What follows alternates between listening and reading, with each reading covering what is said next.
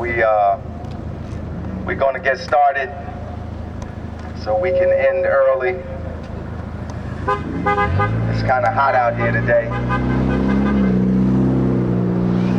I don't think y'all want me to faint like I did the last time. Well, at least we have a nurse here.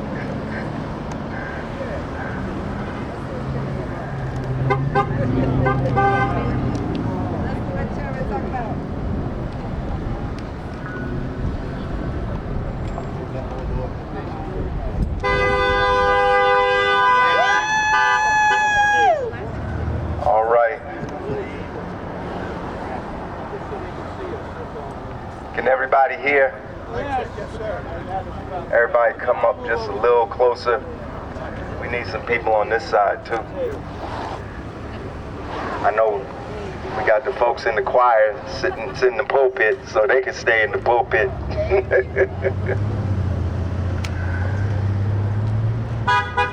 Thank you. Honk your horns. Honk those horns. Honk those horns. Honk those horns. Thank you. Thank you. Honk those horns. We're here today to commemorate the 56th anniversary of the 1967 rebellion in Newark. Now, if you don't know what I'm talking about by rebellion, other people say the 1967 riots, but we don't say riots in Newark because a riot is something that happens after a soccer game, maybe after a basketball game or a football game. Or riot might be something that happened at a bar when there's a big fight. But that's not what happened on the night of July 12th, 1967. Come on now. On that night, the Newark Police Department stopped a black cab driver. His name was John Smith. And they stopped him right up here at the intersection of Fairmount Avenue and Springfield Avenue, roughly where the theater is now. What's it called now? The Metroplex? Cityplex. Metroplex. That was in the Transformers, right? The Metroplex, the Cityplex Theater. And the police at that time were very brutal. They still very brutal.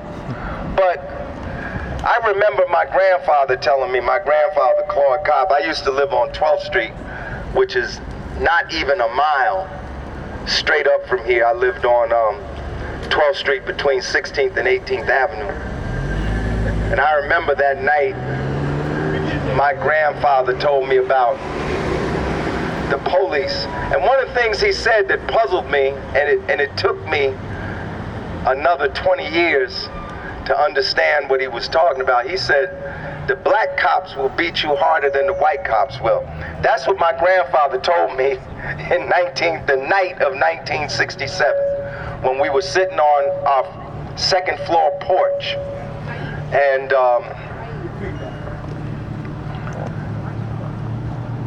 that night they stopped John Smith and they beat him pretty badly.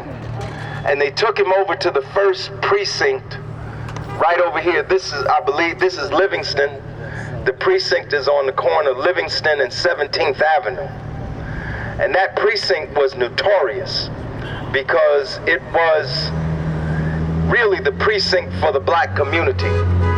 Because Richard, as you know, at that time, black folks were limited mostly to the Central Ward and the areas that surrounded the Central Ward. So what we're standing in now is the Central Ward of Newark. But what you see here, this building was not here. And you see a lot of space over there, but what used to be here was Hayes Homes Housing Project. It was about, I guess there might have been 6 or 7 buildings in Hayes Homes. All of those buildings were 13 stories high. And the Hayes Homes project literally surrounded the 17th Avenue precinct, so the people on that side could look out their window and see who was going in and who was coming out of the precinct. And that precinct had a notorious reputation. Like, it was the precinct where if you went in, you might not come out. That's right. And people saw them take John Smith into the precinct. And a rumor got out, and it was a rumor. A rumor got out that Smith was dead. And so immediately people began to come out of the building, and there were civil rights organizations and other organizations, Black Power organizations, in Newark at that time. Of course, there was the NAACP, but there was also CORE, the Congress of Racial Equality. By 1967, I think you had the United Brothers, which later on became the Committee for a Unified Newark. You had a number, you had the Black Panther Party, because the Black Panther Party, their headquarters used to be right down the hill, not a half a mile from here. So there were many organizations in Newark, and I know CORE was one of the organizations. There were probably some other organizations like NCUP, that was the Newark Community Union Project. NCUP, who was that? Tom Hayden was leading that organization at that time. But anyway, people gathered in front of the police station and began to have a protest. The cops poured out of the building. There was a confrontation between the people who were protesting and the police, and that was the spark that ignited a rebellion at that time. That rebellion lasted, they say, for 5 days, but it seemed longer to me. I don't know what you think, Achille. They say it was 5 days from July 12th to July 17th. At first, your mother kept you in the house. At first, the police tried to put it down, and they didn't have success, but it seemed like things calmed down for a minute after the first night. But then Governor Hughes ordered 700 state troopers to come in. And then they came in and started shooting out people's windows, because the black stores had Soul Brother written on their windows. And if you had Soul Brother on your window, you wouldn't have no trouble. So the state troopers, when they were riding through, they shot out the windows that had Soul Brother on there. And they shot at the people too. The names on this monument here are the names of the people who were killed during the rebellion in 1967. And so Governor Hughes called in the state troopers, and all that did was make people angry again. And people came, a second wave came out. And then they really couldn't contain it. And then Governor Hughes declared martial law. We were under military occupation. He declared martial law and ordered in 1,500 National Guards. And I was talking with Bob. Bob and I were talking before we got started. And Bob was saying how when we were kids, I'm older than Bob, so he's probably a few years younger than me at that time. And it was like the Army, you know, because we didn't know no difference between the national. They had on green, and they had rifles, and they had tanks. There was the Army, as far as we were concerned. So we were under military occupation. We couldn't leave our homes. 26 people were killed. 700 people were wounded. 1,500 people were arrested in 1967. Now I have to say something. They say 26, but there are other people. If you read a book called No Cause for Indictment by Ron Parambo, there are people who say that it was more. This is just the 26 that they will admit to. But there were other people that were killed also. And then keep in mind, Newark was the largest uprising, or one of the largest uprising, but then an even greater uprising occurred in Detroit just 3 weeks later. In Detroit, the following month. And they also had the police, the state troopers, and the guard, but they had to call out the 86? 87 Airborne from Vietnam. They had to bring them from Vietnam home to do the same thing in Detroit as they were doing in Vietnam. So people say, well, why do you commemorate the rebellion of 1967? We commemorate it because it was one of the most important events in this city and in this country. It was one of the most important events in the movement for black self-determination and black political power. I believe, and I think some people share this belief, that had it not been for the uprising of 1967, Ken Gibson might not have been elected in 1970.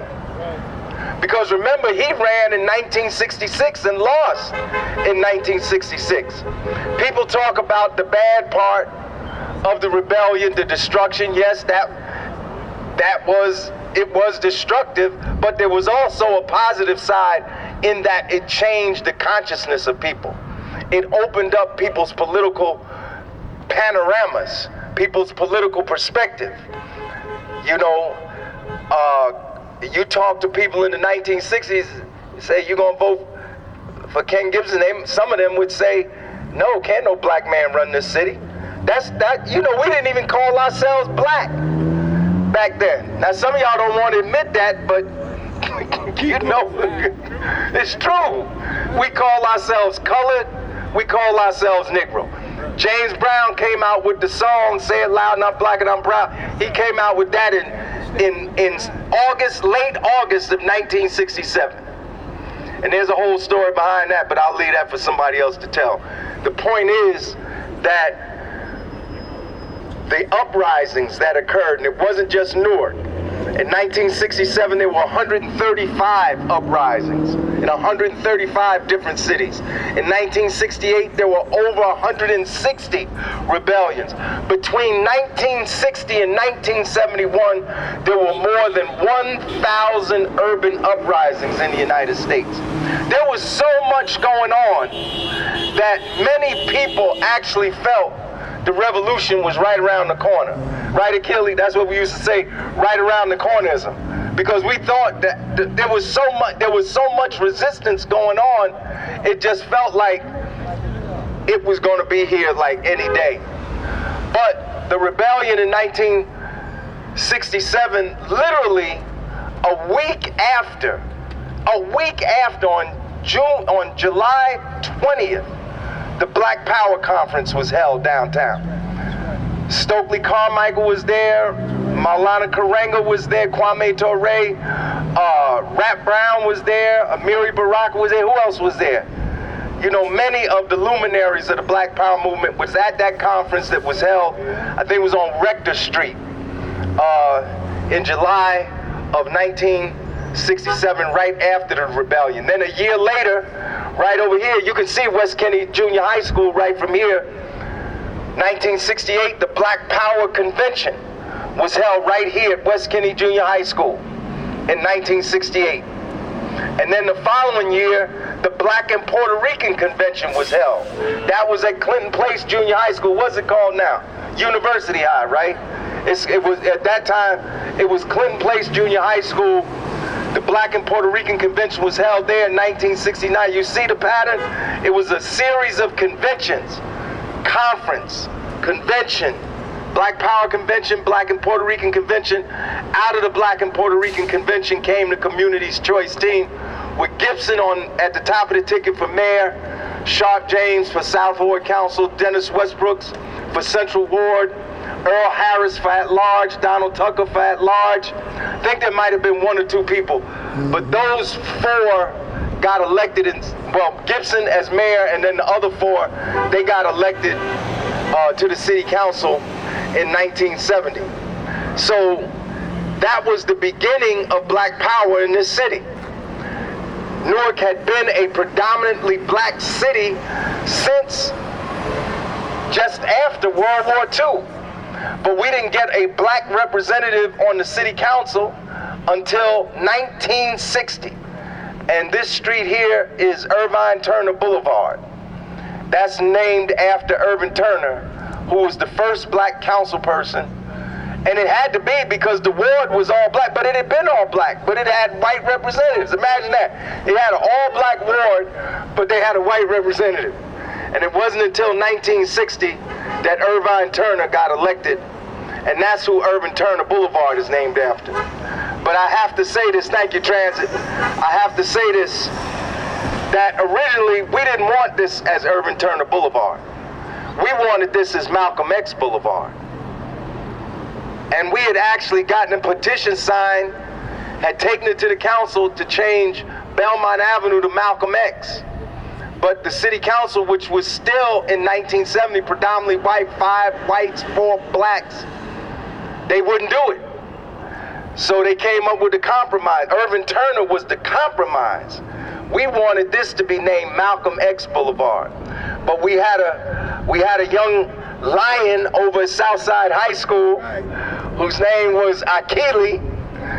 We didn't get Malcolm X Boulevard, but he started the petition drive and he got Southside changed to Malcolm X High School, Malcolm X Shabazz High School. He right here, the one that did it. He's sitting right here. See, this is not ancient history. This all happened in our lifetime. And the thing about it is, even after we got the high school changed, they tried to change it back. They told the football team to beat this brother up for doing it. I had to come up there, then I had to come up there with a van. I had to come up there with a van and get him out of the school. Then the teachers were telling the students that they weren't going to get into college if they had a diploma that had Malcolm X on their diploma. It was terrible. I had to come up there and address the whole school by myself. You remember, I'm standing on the stage, all these people. Now see, this is the funny part, right? Because he didn't do it by himself. He got over 1,000 signatures on his petition. Right. Even the teachers, some of the teachers signed the petition. He came down to the Board of Education. I was on the Board of Education. I said he got a petition with 1,000 names. I moved it. We changed the name of Southside to Malcolm X Shabazz. I moved it. Somebody else seconded, and the board voted for it. This wasn't like some dictatorship. The board voted for it. But see, they thought, oh, this is a nice young man. He's engaged in a nice civic project, but it's really not going to happen. But they didn't know that it could happen, and it did happen. And they have been trying, huh? By the way, what college did I go to?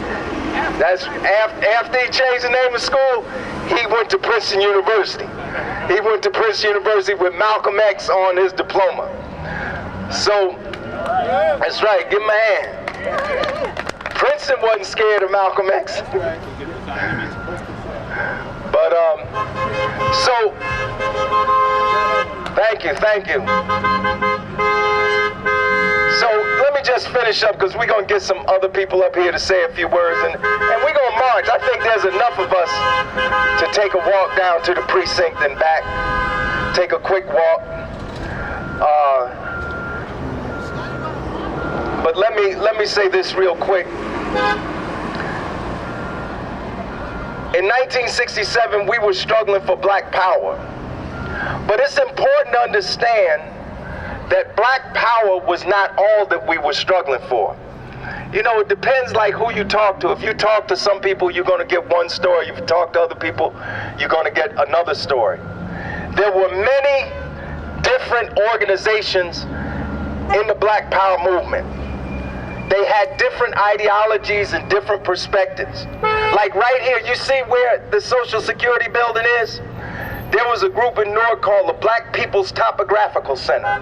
Their headquarters was right here, where that building is right now. And they used to take you on a tour. They had all these maps, and they would show you, like in each room, they had rooms, and you go into different, topography is the study of maps. And they would show you how all these interstate highways were being built that were going through black communities. Like one of the big struggles we had in Newark after '67 was over the medical school. right? Because they cleaned out half the black community. Like, all that land that the medical school sits on, that's where black people live. And that's right. All across the country they did it. 280 comes through what? The west side of Newark. 78 comes through the south side of Newark. This is not accident. Remember, they had a hard time bringing those heavy tanks into Newark. And there were tanks. People say there wasn't no tank. There were tanks. They were called half tracks.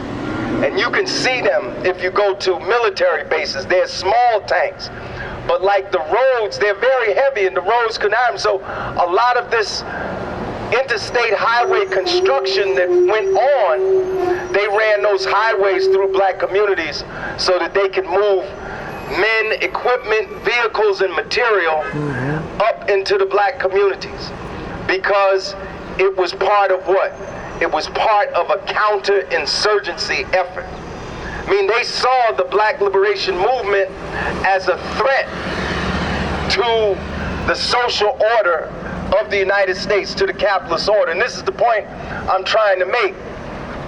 That yes, there were many people for whom the Black Power movement was solely about black political representation. Like, how could you have an all-black Central Ward and not have somebody black representing the Central Ward? So that, yes, that was part of it. But there were other people that were making broader demands for deeper transformation, like the Black Panther Party, who not only was critical of racism, but also was critical of capitalism and imperialism, like the United Brothers, who had a similar kind of ideology. And you could see that in many of the demands. Like, it wasn't just about black political representation. It was Whitney Young of the Urban League who said that we needed, in 1967, he said we needed an urban Marshall Plan. How many people know what the Marshall Plan was? The Marshall Plan was how they rebuilt Europe after World War II. I mean, think about this. They destroyed Europe. They destroyed it. Cities like Berlin were burned to the ground. Bombed, into the Stone Age. But they said, we're going to rebuild Europe, we're going to rebuild England, we're going to rebuild France, we're going to rebuild Germany, and we're going to have as much money as it takes. And they literally rebuilt Europe. Like, if you would go there now, somebody would have to tell you, yeah, they dropped bombs over here because there's old new buildings there. So Whitney Young had a broader vision. He said we needed an urban Marshall Plan to rebuild these urban areas and make them livable for people. In 1963, when Martin Luther King and others participated in the March on Washington, it wasn't just about civil rights. They had also what? They had the freedom budget, where they were saying that they wanted millions, they wanted poverty eradicated. That it wasn't just about integrating restaurants and integrating housing, although that was something that needed to be done. I mean, there shouldn't be no law to tell us where we can live and where we can't live. That's what that was about. Why can't I live there? If I can afford to buy it, why can't I live there? Right? But it was about economic justice too. It was about economic justice. So in 1963, it wasn't the March for Civil Rights. It was actually called the Great March on Washington for Jobs and Freedom. That was in 1963. In 1968, when Dr. King was assassinated, they had the Poor People's Movement. They also had the Freedom Budget, which called for huge cuts in the military budget of the United States and the redirection of that money toward jobs, housing, education, healthcare, the needs of the people in this country. And then Martin Luther King, as early as 1966, maybe even before, King said it wasn't just a matter of spending priorities.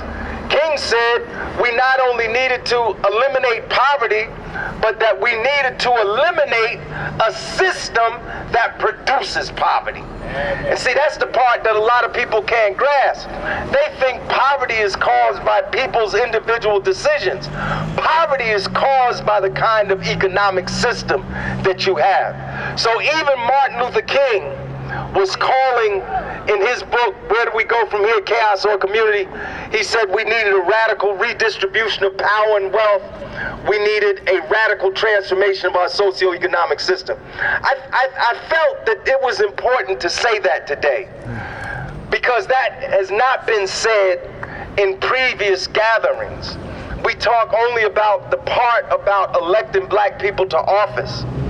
But it was about much more than that, and we had demands much greater than that. There were a number of organizations, black organizations, that were not only opposed to racism, but they were anti-capitalist and they were anti-imperialist. I mean, many people say that Dr. King was killed for two reasons. One, he came out against the war in Vietnam. And two, he came out against monopoly capitalism. You know, he came straight out. And after that, he had the bullseye on his back. So, and lastly, I just want to say on this day, we remember Amiri Baraka. Long live the spirit of Amiri Baraka. Long live the spirit of Amiri Baraka. Newark, New Jersey was a hub of the Black Power movement in this country. It wasn't the only hub, but it was one of the hubs.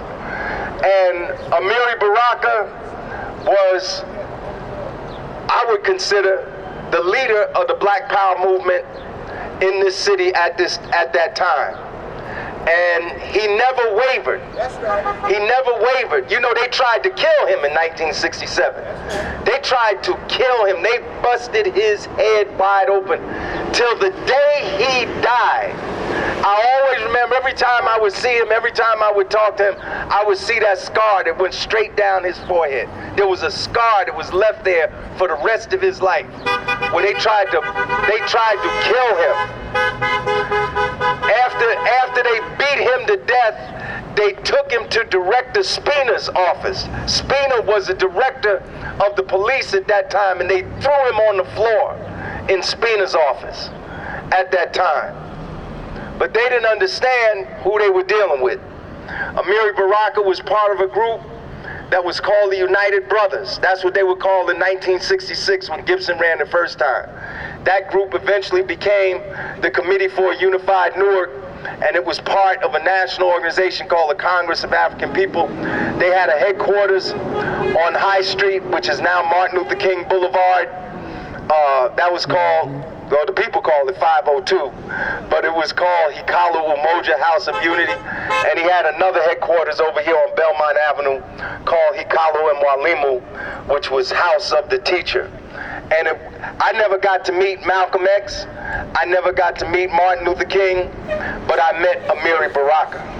And meeting him certainly changed my life. And he remained a radical until the day he died. In fact, he's one of the few people I know who got more radical as he got older. Most of us get less radical. The older we get, the more shaky we become. But he became more radical. And he declared himself a communist. He declared himself a communist openly. You know, a student, right? Am I making this up? He said a student of Marxism, Leninism, Mao Zedong thought. And he remained that until the day he died. But he was one of the people who was responsible for the movement that helped get Ken Gibson elected mayor. Ken Gibson was the first black mayor in the history of this city. So we're here today. There are two demands we want to make today. The rebellion of 1967 was caused by police brutality. In 1967, black people were demanding a police review board with subpoena power. Here we are, 56 years later, and we still don't have a police review board with subpoena power. So today, we're raising the demand once again for police review board with subpoena power, and we're calling on the state legislature to pass Assembly Bill A-1515 S-2295, which would enable municipalities to create police review boards with subpoena power. And we're also here to demand something else. The rebellion of 1967 was about black progress. The Supreme Court of the United States has slammed the door on black progress. Just last week, they ended affirmative action led by someone who was the biggest beneficiary of affirmative action, Clarence Thomas. So today we're calling for the impeachment of Clarence Thomas and all those right-wing justices on the U.S. Supreme Court. So at this point, I'm gonna stop. Are there any relatives here of the people on this name, whose names are here? Anyone that had a family member that was killed in 1967? I always like to give the family members, you know, an opportunity to speak. In that, not seeing anyone, I'm going to ask our Vice Chairman Larry Adams to come and say a few words, and I'm going to ask Zaid to say a few words. Then we're going to march and come back, because I don't know, is it supposed to rain? No. Is it?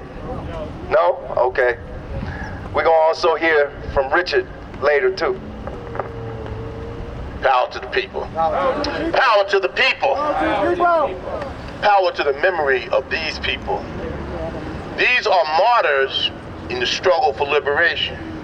Whether they knew it or not at the time, whether they were active warriors who stood against the invading forces, or whether they were side victims. We say it was a rebellion because the black people of Newark lived in an apartheid state. Lived in an apartheid state, and they rose up in righteous indignation and fought with what they had against that. And we salute them. We salute them, and we want everyone to remember them. Now, is it somebody else going to do it, or am I going to do it? Go ahead, do it. This monument commemorates the 30th anniversary of the Newark riot of 1967, the wrong perspective. But there was a riot in Newark. There was a riot. The Newark police, the New Jersey State Police, the National Guards were rioting against the citizens of this city who were rebelling against oppression. We rebelled, they rioted. And we will forever remember the names of those whose lives were lost. Rose Abraham, Elizabeth Artis, T-Doc Bell, Leroy Boyd, Rebecca Brown, Mary Helen Campbell, Rufus Council, William Furr, Hattie Gaynor, Raymond Gilmer, Isaac Harrison, Rufus Hawk, Oscar Hill, Jesse May Jones, Robert Martin, Albert Meisher, Captain Michael Mohan, Eddie Moss, Cornelius Murray, Michael Pugh, James Rutledge, Victor Lewis Smith, James Sanders, Eloise Spellman, Richard Talafaro, and Detective Fred Toda. The cop, the fireman, killed by quote-unquote friendly fire, killed by their own. This is dedicated by the residents of the city of Newark. Let us hold a moment of silence in memory of these martyrs of the struggle for justice. Some active warriors, some collateral damage.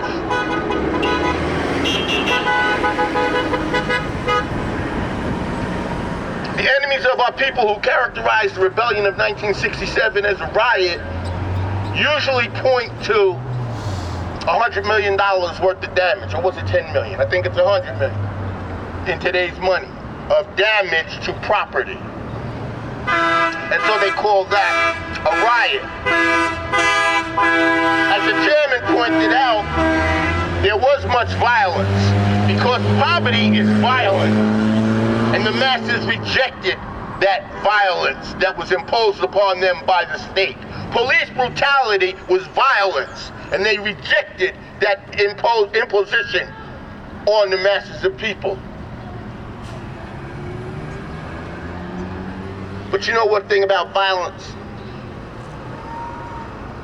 Karl Marx said that violence is the midwife of old societies pregnant with new ones.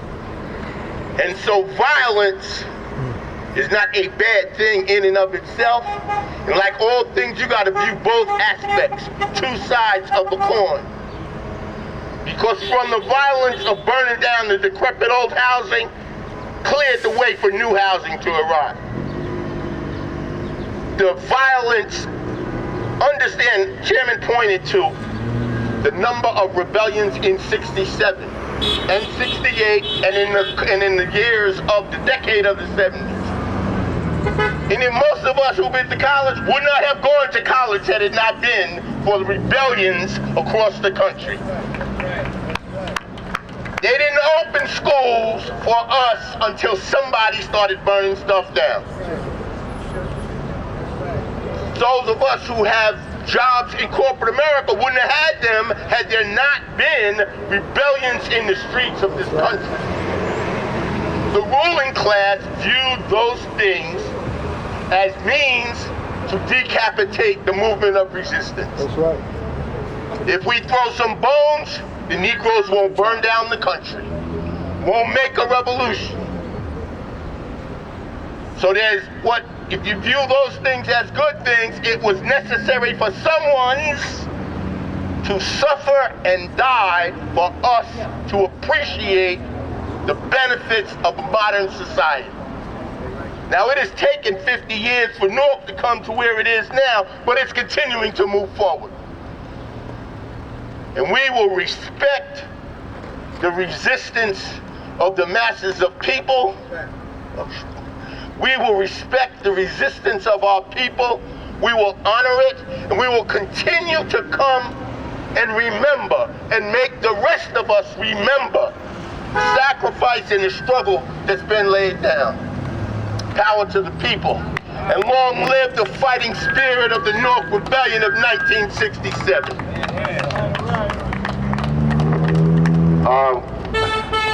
You know, you call for something, and it happens.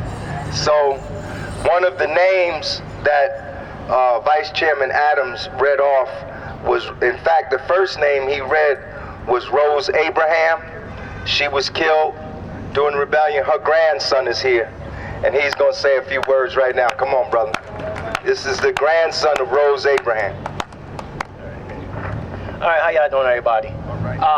My grandmother, I never met her, all right? But I did keep up with the riots and when it happened, how it happened, all right? And this city went through a lot during the riots, all right? I wasn't even born. I was born in 1970. All right, she died right there at Martland.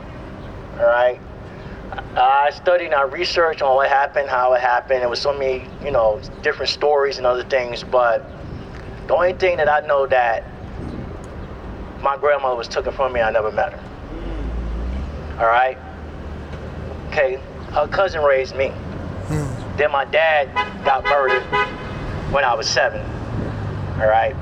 But it put a toll on my family. People don't understand that. My uncle Moise Abraham, veteran, U.S. Army and all that thing, was fighting to get all this done. When I got back to Newark last year and to see the wine bottles, the trash and everything on the front part coming on Springfield Avenue,